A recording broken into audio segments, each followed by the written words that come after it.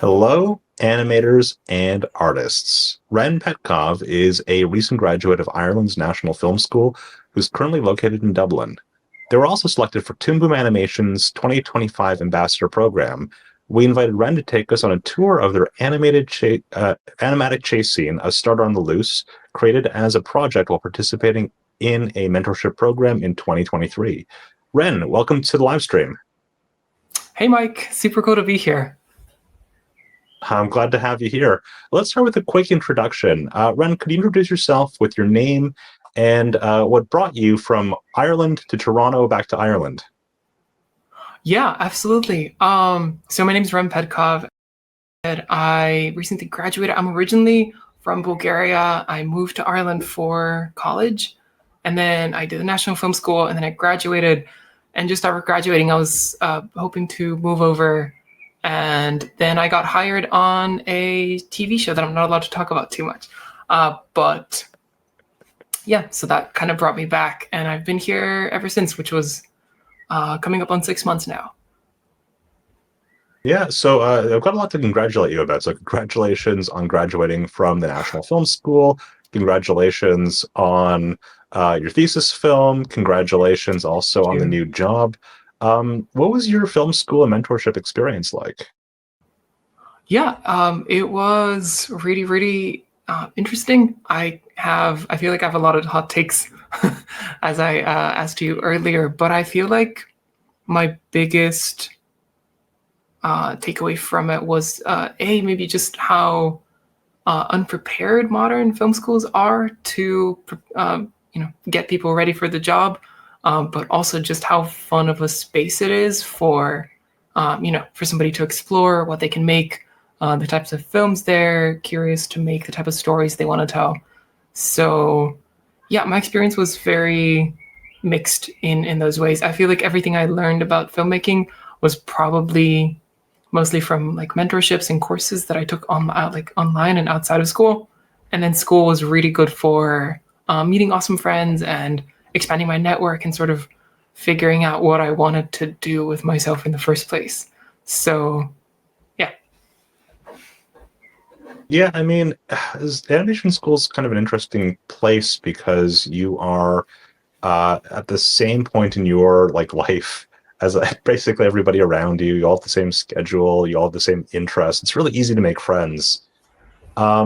What were some things that you found were a bit of a jump or an adjustment, like when going from school and mentorships to jumping into a studio? The thing I was least prepared for was the sort of the mix of people that you're going to be working with, as in the mixed experience levels and sort of the past backgrounds, and everybody is coming in with all these preconceptions, as you said, right? In art school, we're all sort of in it together and we're all at the exact same level. But in a studio, everybody's worked on different productions, everybody's worked on different kinds of shows. And so I feel like that's really interesting because you might be talking about the same thing or thinking that you're talking about the same thing with somebody. But in your heads, it's like a completely different image or it's a completely different subject even. So yeah, the other thing I was maybe really kind of unprepared for was just how I feel like, especially nowadays, based on what I've heard, little training there is on the job. I think a lot of us come out of art school thinking, oh yeah, I'm going to be, they're going to hold my hand, they're going to talk me through everything. But my experience at least has been much more sort of you're put into the deep water and just figure it out. And if you can't figure it out, then that's kind of too bad. But yeah, at the same time, it's really interesting. Like that kind of environment, I feel like is so, I've learned so much in the past 6 months of working, and that just feels nice to be improving and just getting to study from everybody at a studio. Yeah. Yeah. So the reason why we wanted to invite you to this live stream was to discuss some of your recent projects, including the scene animatic from A Starter on the Loose. Well, let's first talk about that one. What was your goal with this project? I had recently been to Paris when I started my mentorship with Rajam Kalawan, who's a Netflix feature story artist, and I had been super inspired by. I mean, obviously the architecture. I have some family there as well, so I feel like Paris always feels very homely to me. Um, and while I was there and I was cafe sketching, I got a call from my roommate that my sourdough starter had exploded in the fridge after Oh I no. obviously hadn't fed it for a little bit. And so I thought, this feels like a really nice combination of things. I wonder what I can do with this as a sequence. And so during the mentorship, I kind of was uh, given the prompt of, okay, how can we emotionally involve the audience as quickly as possible into an action piece, right? This is something Raj always says is you can't, right? Like you can deliver so many punches and you can make the best action scene, but if the audience doesn't care about the characters or doesn't care about the drama, then you're probably not going to have a great piece in the end. So that was the two things I really wanted to try with it. And so I wanted to guide the audience through like a scene that's probably like not as faithful to Paris as it could have been, but I think in the end I prioritized the audience experience. How can I escalate the scene? How can I guide the action and build the geography of the city to fit the what's happening on screen at every given moment?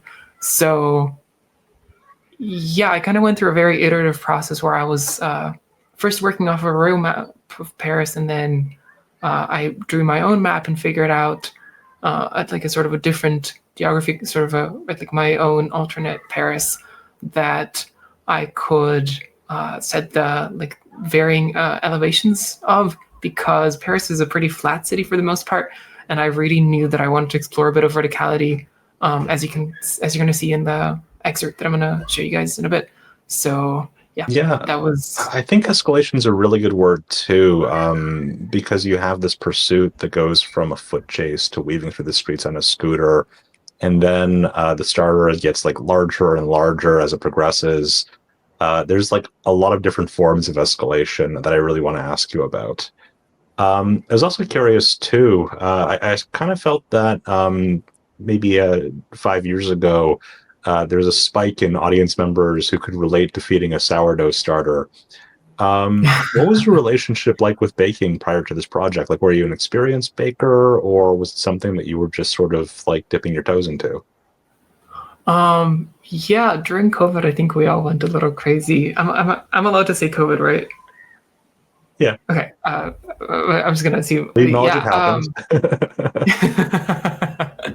happens. Yeah. No. I think we all got into different weird things, and I like baking and like sourdough was my weird thing that I got into, and then subsequently, forgetting the sourdough starter was sort of the end of that that whole saga. And I actually had a friend that I had a really big fight with over this, because they had given me their 23-year-old starter, which at the time was older than me.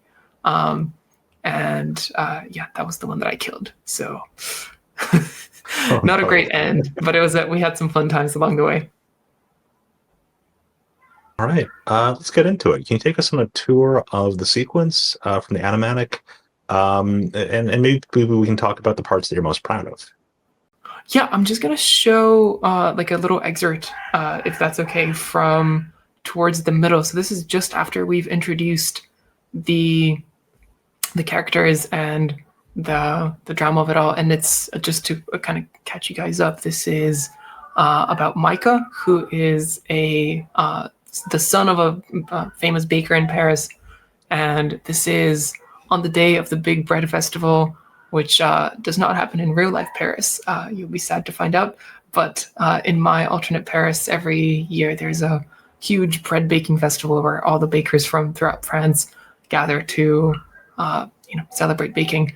And so Micah accidentally sets this starter on the loose through the streets of Paris. And for anyone who hasn't owned a sourdough, you need to feed them. And as they get fed, they get bigger, and then you take a part of it, and that's what you bake. But in this case, the starter just decides that it wants to grow as much as it can.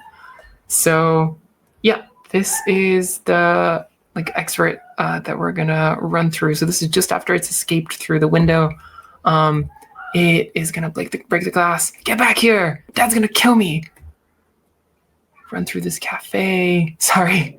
Croissants for sale, croissants for sale. Get them while they're hot. Pan over. Huh. Oh no! Watch out! Huh?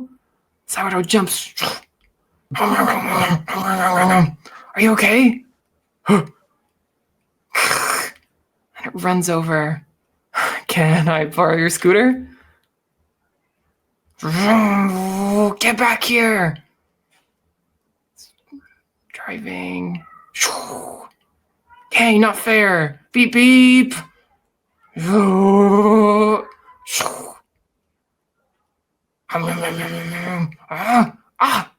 Hey! Huh? And that's the end of the excerpt.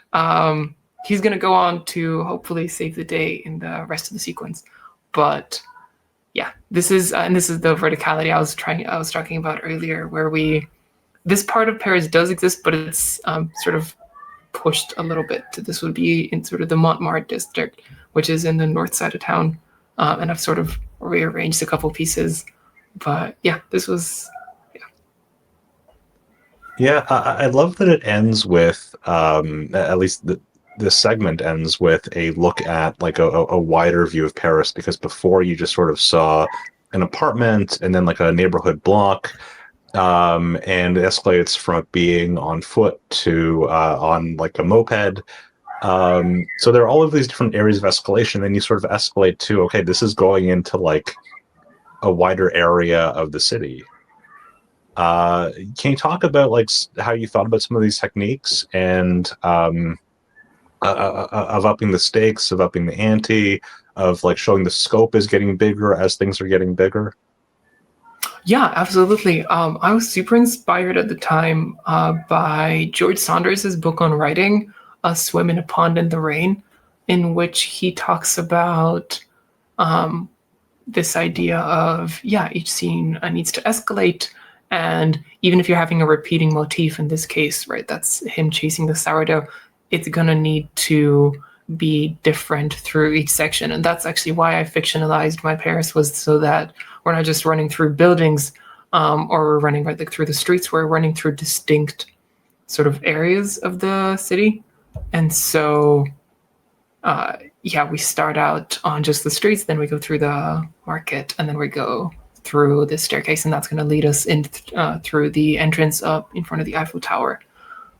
So I really was trying to, keep things interesting and sort of raise the stakes at each moment. And that was actually maybe one of the things that I'm unhappy about with the sequence, and that I have tried to do in my later work after this, was I felt that each location wasn't specific enough, and I really was hoping that I could do even more specificity through my future sequences, which I have, because I did this a little while ago.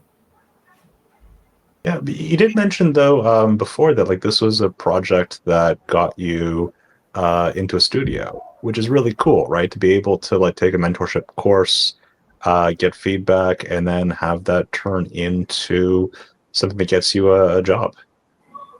Yeah, absolutely. I mean, I actually wrote a whole essay about this on my blog, but it was a really interesting experience getting that, and like specifically getting feedback from different studios that I pitched this to, or that I sent this into, and each studio sort of aligning with it differently, or I got certain feedback from certain studios, and then others from other studios. But yeah, in the end, the job that I did end up getting was, they specifically mentioned in the interview that they really loved this sequence, and they thought all the points that we have so far talked about, they liked. So I think, and that's why I specifically like mentorships and courses, because I think film schools, for the most part, I don't really have a current pulse. We were just chatting before we hopped on mic about, right, like how the most common advice used to be don't draw anime, but now anime is what gets you hired. And so I think film schools can be a little bit out of touch. And so getting feedback on your work or getting guided through stuff with an actual someone who's working in the industry, right, the current professional, I think is invaluable.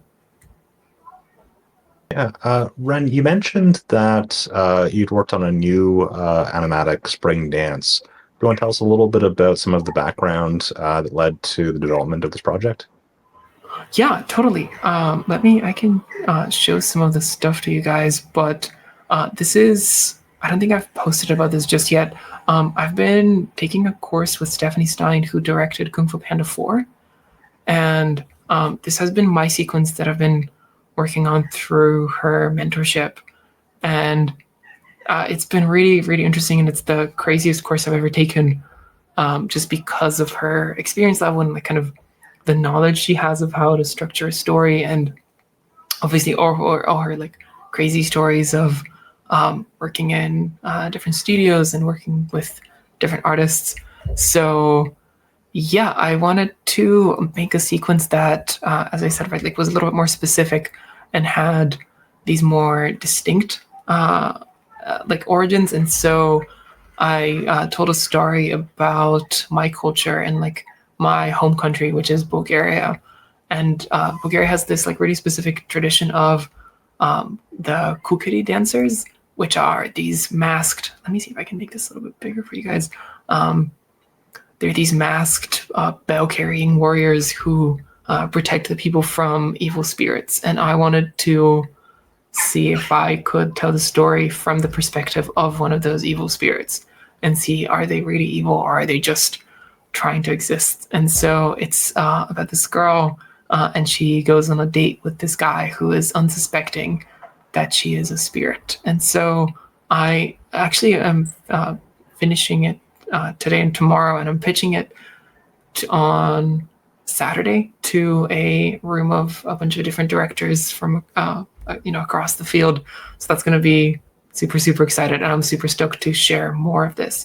And if you want, Mike, I could actually show you guys some of the stuff inside my storyboard profile, if That'd be that would really be cool. interesting. Okay, cool. Absolutely. Yeah. So I think Storyboard Pro has like a very like TV rep, but I actually think, and I know of a lot of people who do use it in feature, and so yeah, I've been working in it for forever, and I think it's been getting more and more feature oriented features, and I would love for that to continue because I think it can definitely be super useful, and it's a big step up from using Photoshop. But okay, I can do like a really small pitch of a tiny section of this if you want, and then I can Would talk love that. about. Cool. Okay. Cool. Yeah. So yeah, this is just after the character introduction, and as you can see down on my timeline, some of this isn't going to be fully clean, but yeah, it is still a work in progress. But And that's so part of the this sort beauty of of goes. boards too, is that like they don't need to be clean necessarily. Well, I think it depends on what studio you're working for, but yeah, sometimes they don't.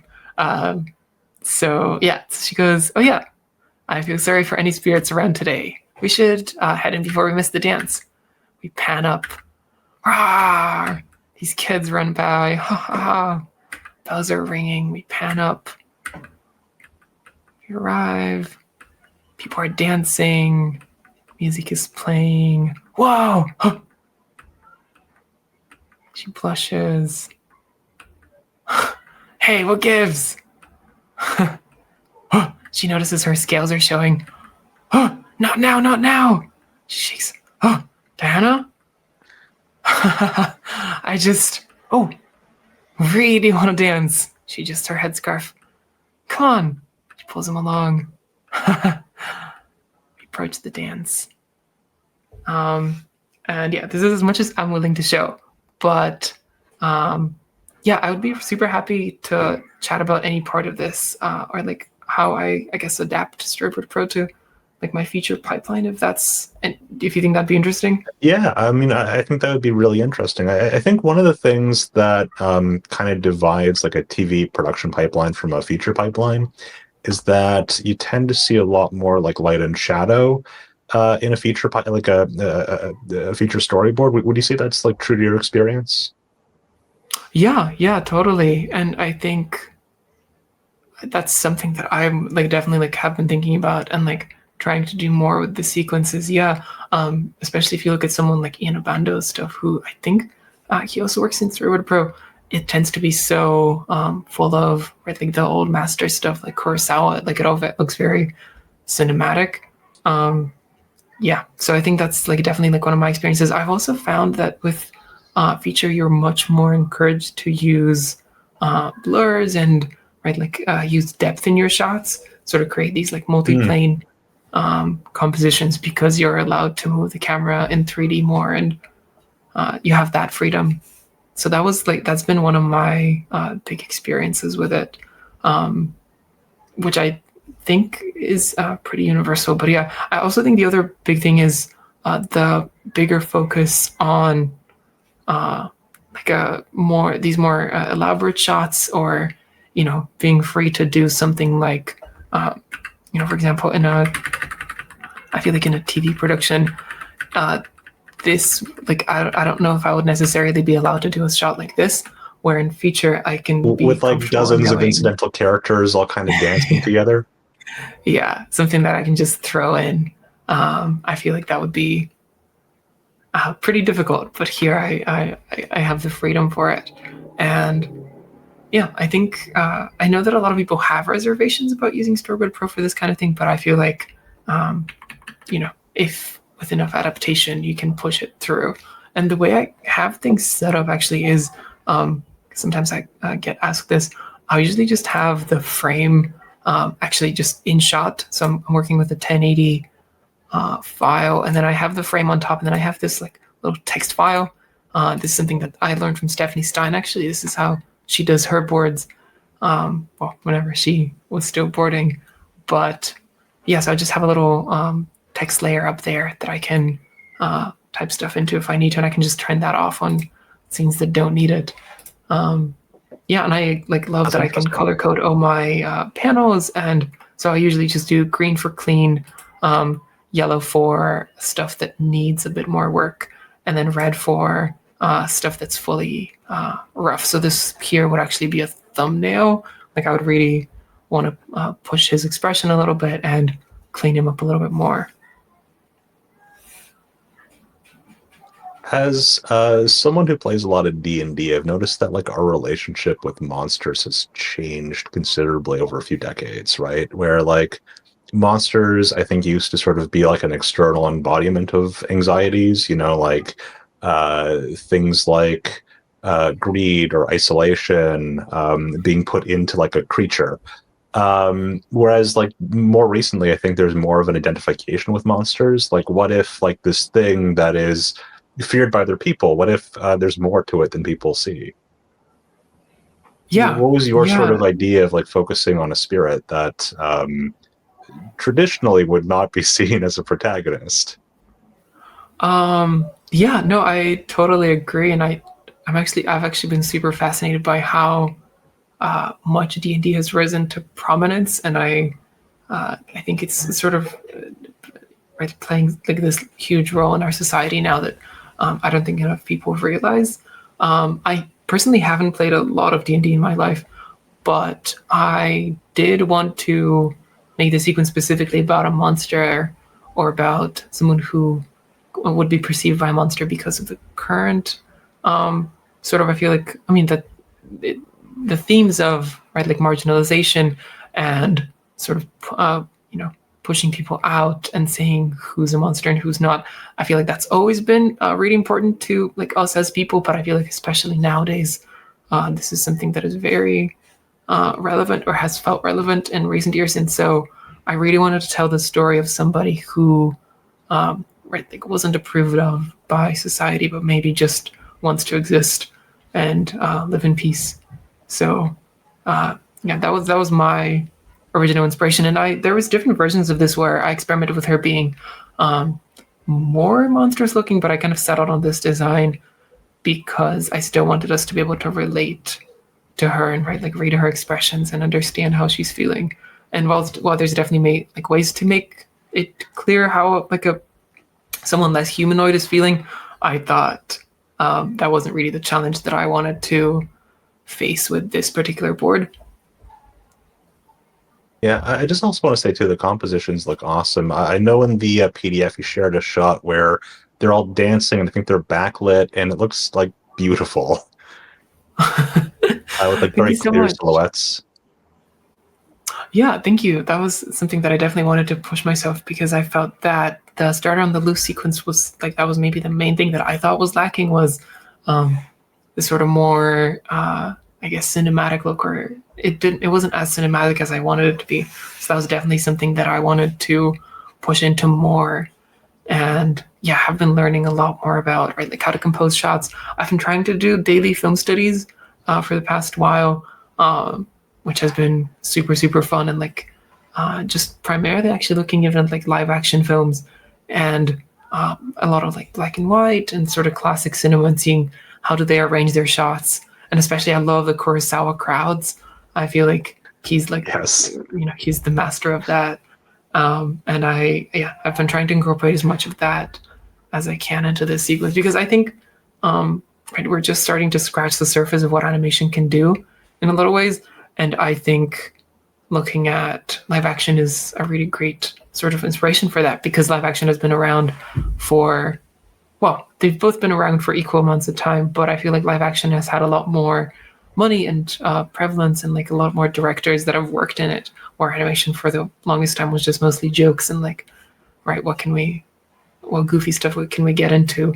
But I feel like now that we want to get taken seriously more and tell these stories that are more mature, and it's not just for kids anymore. I don't think it ever was just for kids, but it's not perceived as just for kids. So I think that's allowing us to tell these more interesting stories, and I'm really curious where we're headed as a medium. Yeah, no, I think that's a good point too. And I think when you're a storyboard artist too, working at a studio, the challenges are you have to think about well, this is not going to work in a production, at least not a production at the scale and with the budget that I'm working on, because there are things that are difficult to do in 2D animation. I have a crowd scene that can become very difficult if all those characters need to be designed and animated, and if they're all on screen at the same time and all moving. You might be asked, well, is there a way we can cheat this a little bit? Can we make this like a matte painting as opposed to all of these Yeah. being animated? But then if you also want to do things that push the envelope a little bit more and are really ambitious and say hey, this is a flex. I know this is going to be more effort, but I think it will look good. I think those are kind of an interesting push and pull. How do you feel about that balance in between wanting to be kind to the rest of the production pipeline and wanting to do things that are very ambitious? Yeah, I actually really ran into that with my thesis film, which I had always been a huge proponent of. Things shouldn't be storyboarded with animation in mind. Things should just be storyboarded and then figured out how to animate later. And I really, kind of, I didn't really set myself up very well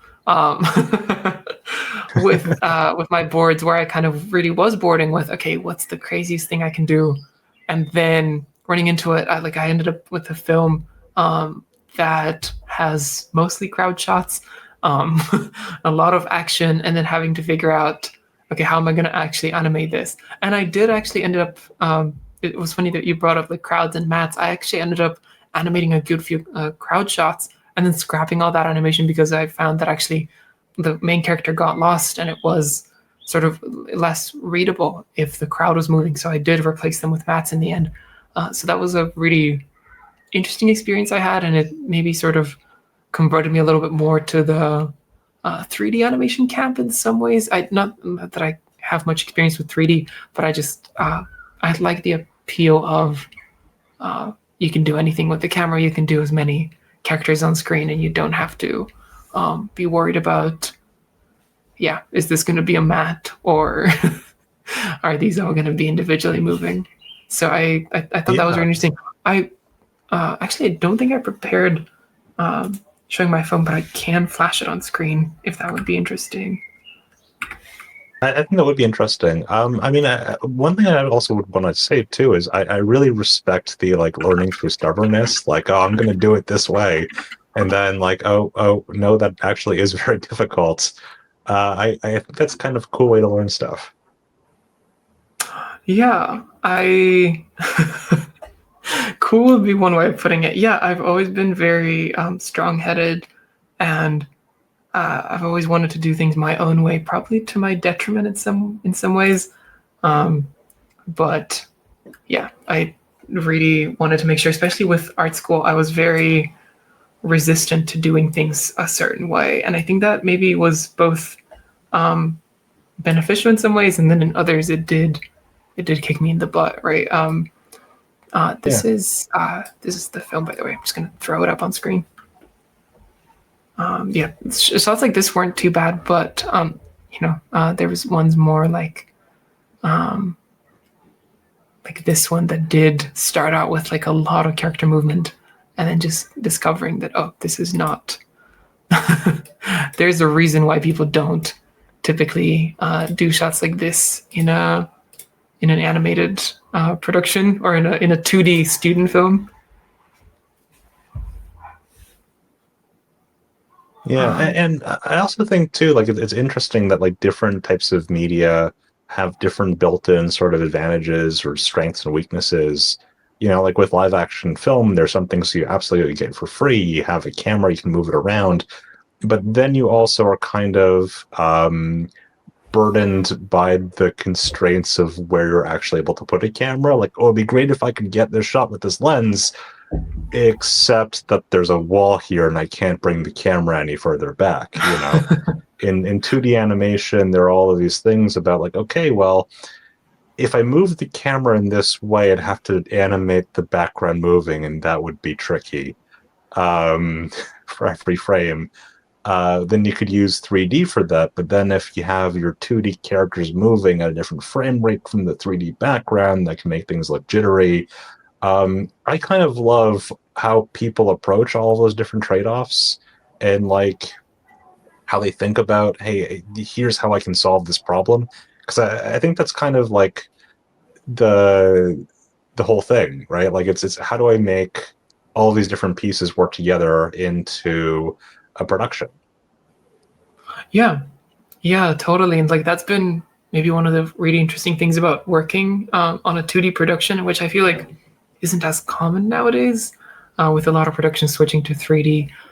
Is yeah, seeing how are we solving these issues, and especially my production is in house, and I think that's also a big rarity nowadays. So just actually getting to chat with the animators and right, for a scene I storyboard or getting the animator to come up and be like, oh, how, what did you mean by this movement here, or what is this thing supposed to be? I think that's that's been like a really interesting experience, and definitely like working on my own thesis.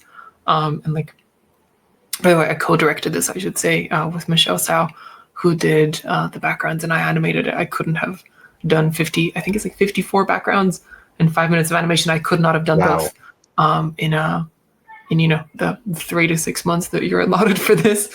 But yeah, so like having had this experience, I think was really definitely very interesting, and I think that's why I am right, like despite thinking the film school is inadequate in so many ways at getting you into the industry or preparing you for the industry. Even I think the fact that you do get so much free time and right, like the environment where everybody is making their own films, I think that's awesome, and I think it's so cool that so many people come out as filmmakers rather than just coming out as little factory workers that are just ready to do this one thing forever. I think that's really, really cool, and I'm really happy that those are spaces that exist, and I hope they continue to exist and maybe can adapt and evolve with the times. I don't know if this answers the Oh, original question. I'm so sorry. No, that's a good answer. And Ren, we actually got a question from the audience.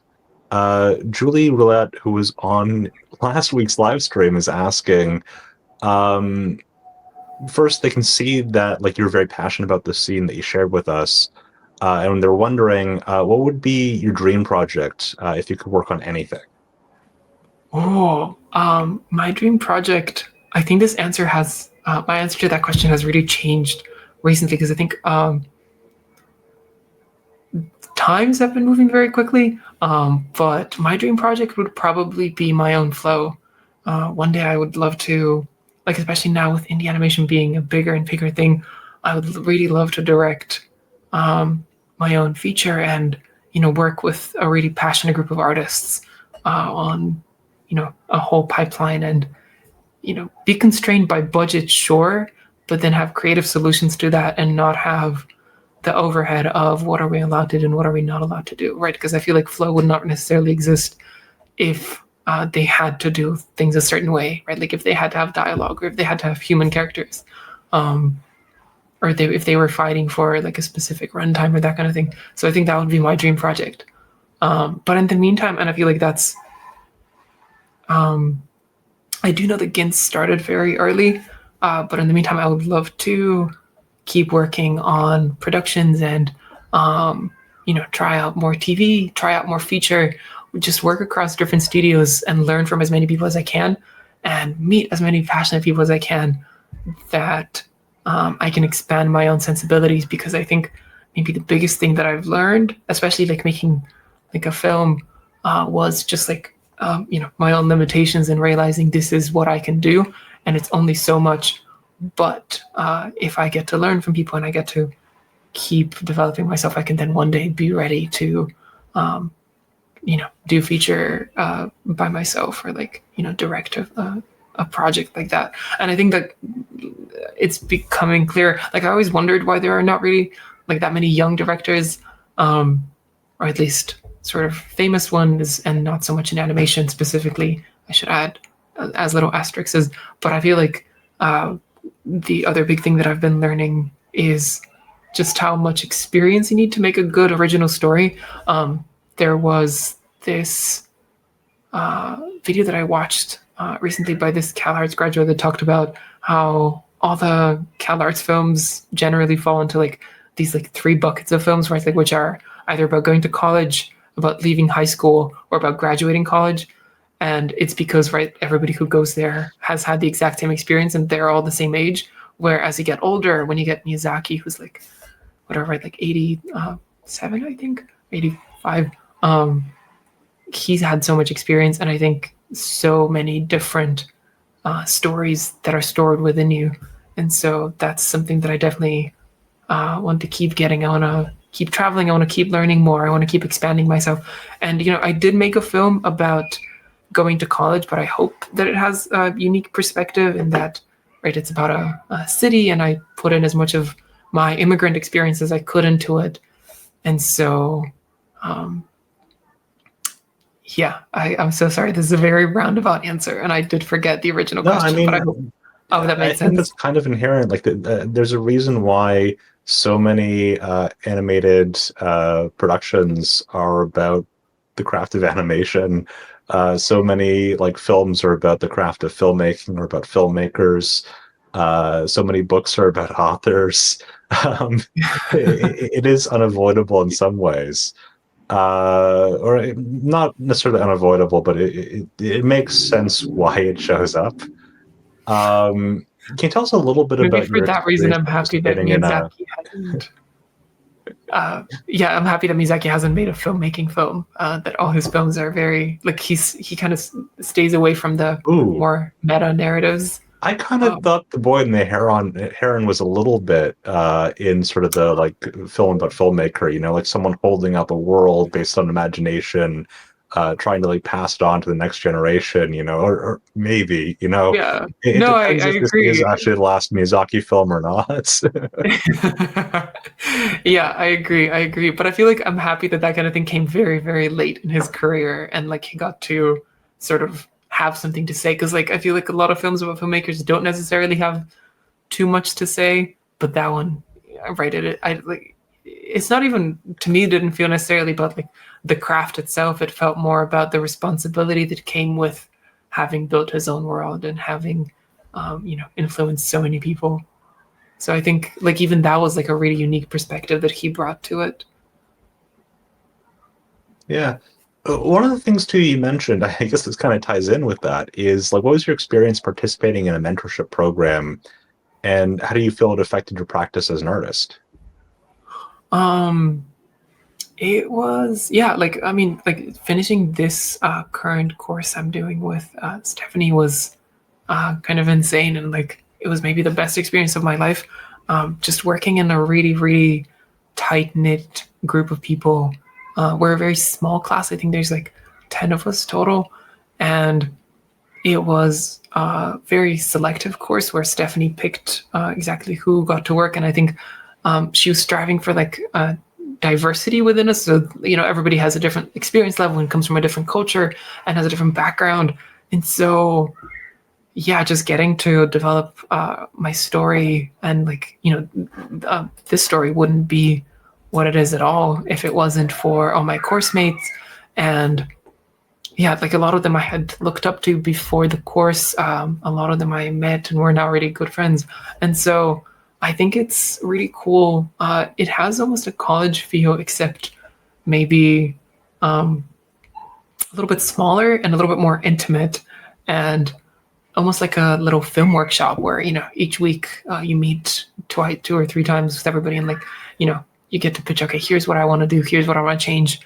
And so I found that really interesting, and like it's super inspiring. This is something my friend Christo said to me, who he had taken this course before, and he said, because we were the whole course, the way that worked was you make two sequences through the duration of it. This was my second sequence that I made.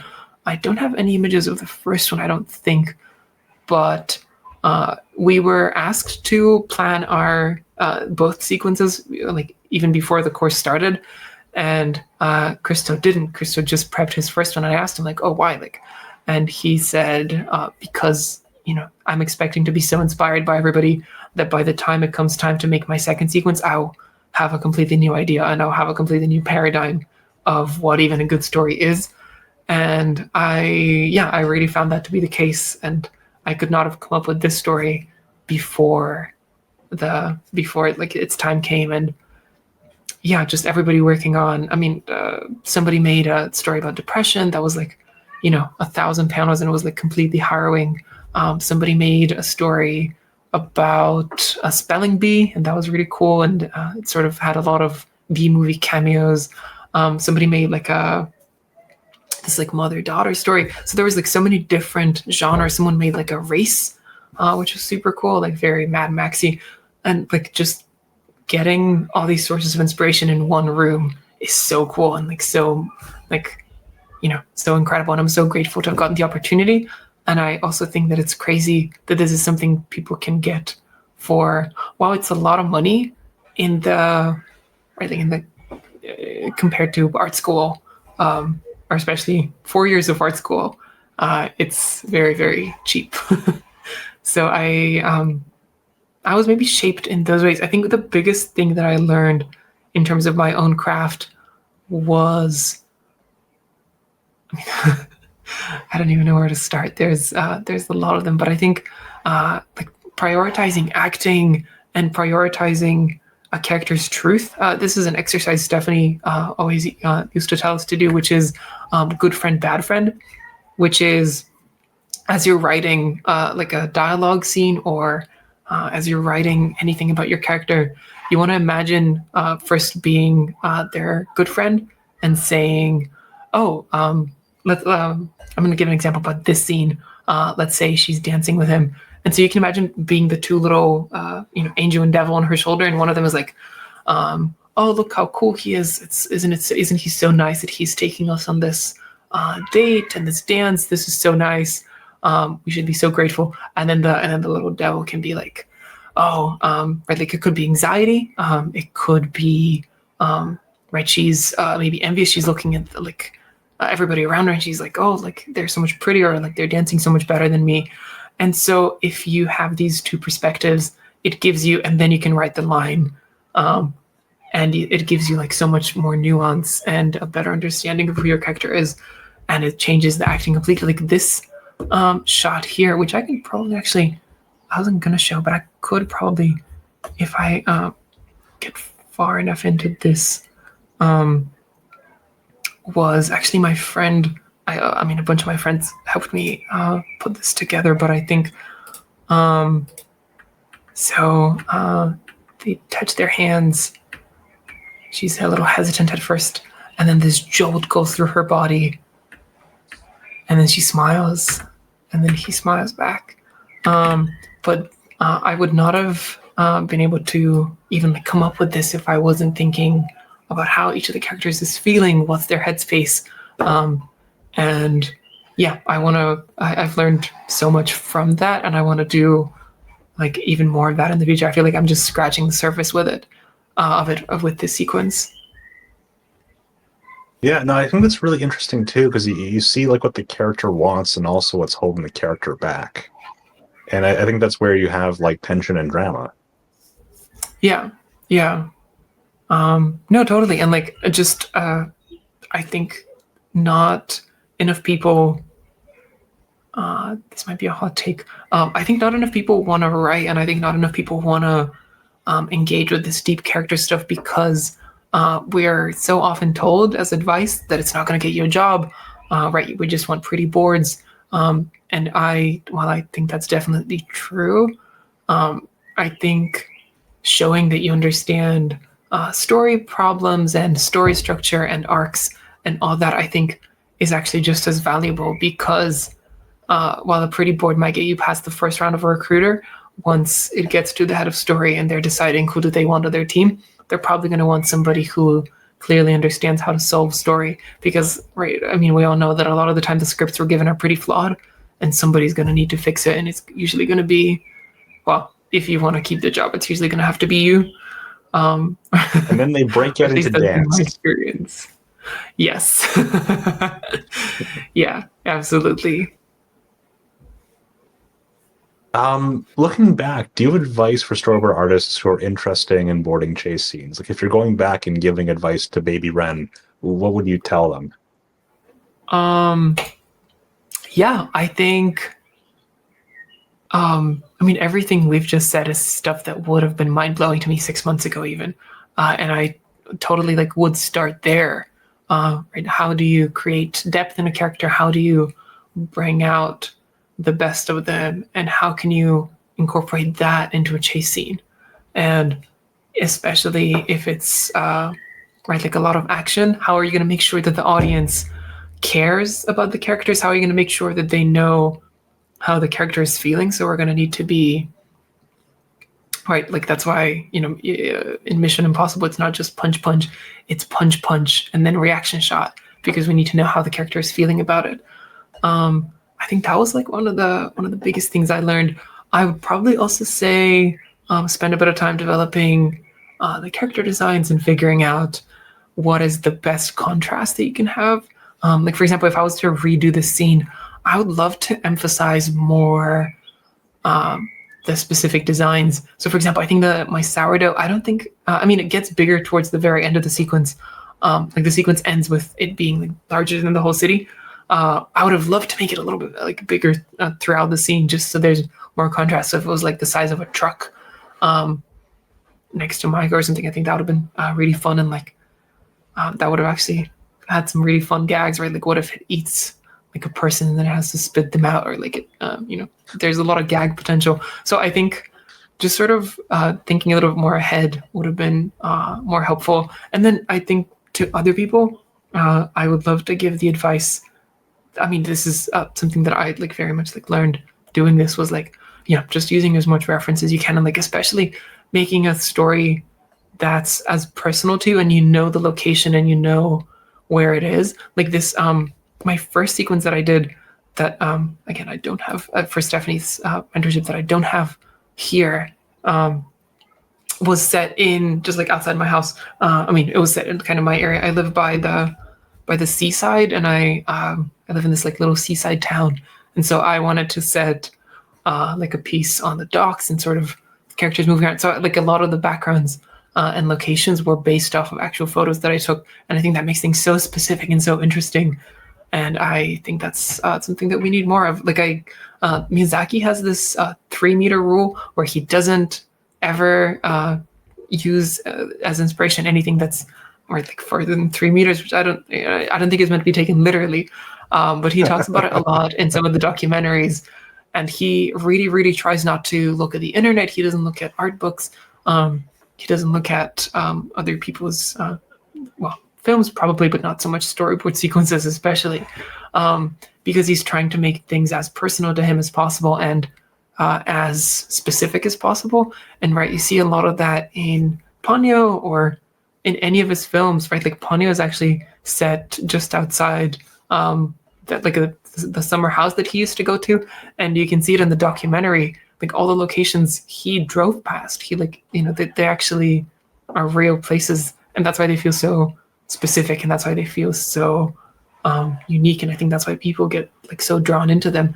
And like my favorite artists, like the people I admire most are the ones that do that kind of thing. One of my classmates actually, Adele, his name is Adele Sabi. He's on all the social media, so you guys can find him, or probably already follow him. But his sequence is set in Paris, and it's like a version of Paris that I've never seen because he actually grew up there.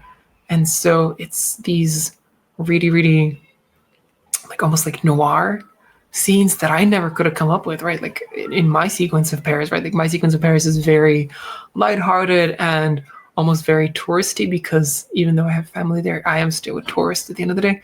And it's so that's why it reflects that. But we have these different understandings, and I think that's so cool, because if we both had the exact same Paris in our sequences, it probably wouldn't be very interesting. And so I think I would love to see more people using their own background and the environment as references. I have another friend who lives in Brazil, and she uses these like crazy like sort of environments. Like she lives in Rio, which is so crazy because like the only movie set in Rio I can think of is actual, right, like Rio, with the parrots. And that was a good movie, but it's the only one I can think of. And like I don't know, I can only imagine how cool it is to step outside your house and like just look at the huge Jesus statue, and like the sort of story ideas that you would get from that. So yeah, and this is something that like obviously I want to do in my own work as well. Yeah, like it's just travel more and see more places and get to experience more different types of people, because this is feedback that I got even for this sequence actually, is, and like I mean, even though this isn't done, I'm already thinking of how it can be better. But I always get this feedback that like my characters all sort of act like me, and maybe that's because I haven't played enough D&D. But it's really hard for me to like act not like myself, and so I think like I want to meet more different people that are completely different, right? Like my opposite, and then see how they act and study and like like draw them and or even just like like exist with them and get to understand them. And I think that would expand the sorts of characters I can portray accurately. I'm so sorry. What was the original question? I feel like my takeaway from this is that we should all live in like charming seaside towns, and I'm here for that. I think that's very good advice, honestly. No, but I really like the idea too of like the curiosity that you need to have for the world around you.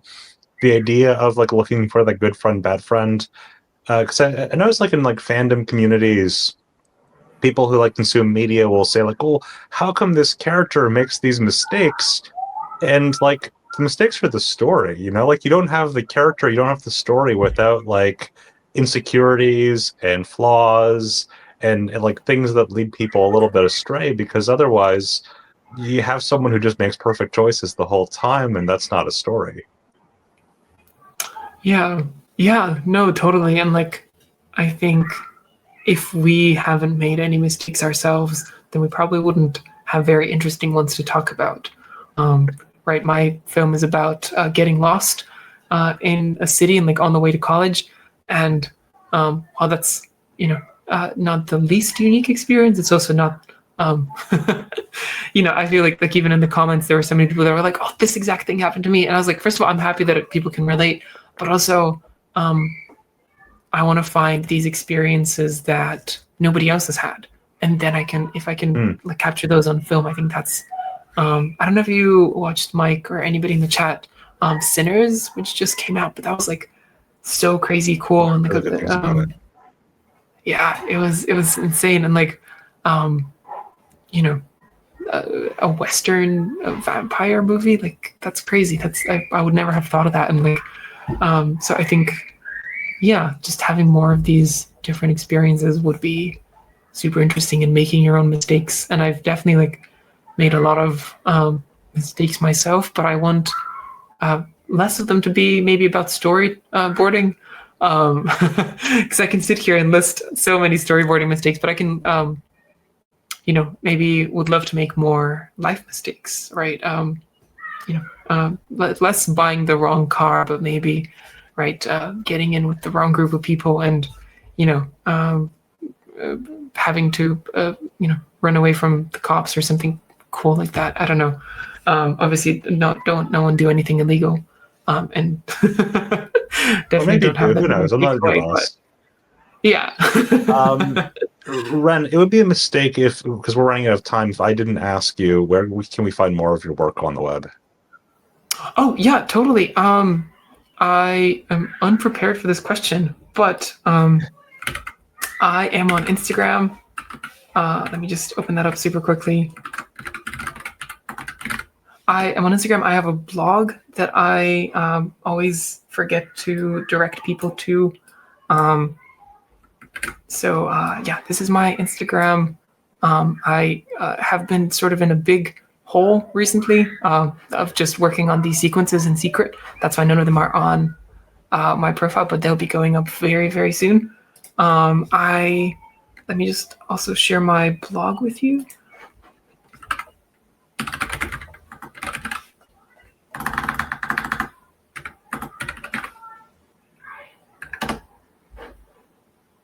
It's story notes on Substack, and I sort of write about all my experiences, and I have a lot of stuff about Miyazaki, and Anyo. This is my make art and portfolio pieces essay that kind of was a very hot takey essay that a lot of people on LinkedIn did not agree with, and it got me into some trouble. But it's always fun to get into. There's no point in having a hot take if everybody agrees with you. Exactly. Yeah. Exactly. So yeah. Please read my blog. Please check out my Instagram. Check out my movie. I'm very proud of it. And yeah, this is. I think that's everything I would have to like. I would be. I mean, I exist on all sorts of places on the internet, but I think these are the main ones. Thank you so much for having me. It was super cool to chat, Mike. Yeah, Wren, this was a delight. Thank you so much for coming. taking time to discuss your work on A Starter on the Loose. I also want to thank our live audience for joining the discussion. If you are an animation student and are currently thinking about your thesis film, one of the best kept secrets at Toon Boom Animation is that we provide affordable student licenses for Storyboard Pro and Harmony at toonboom.com/students. I highly recommend checking that out.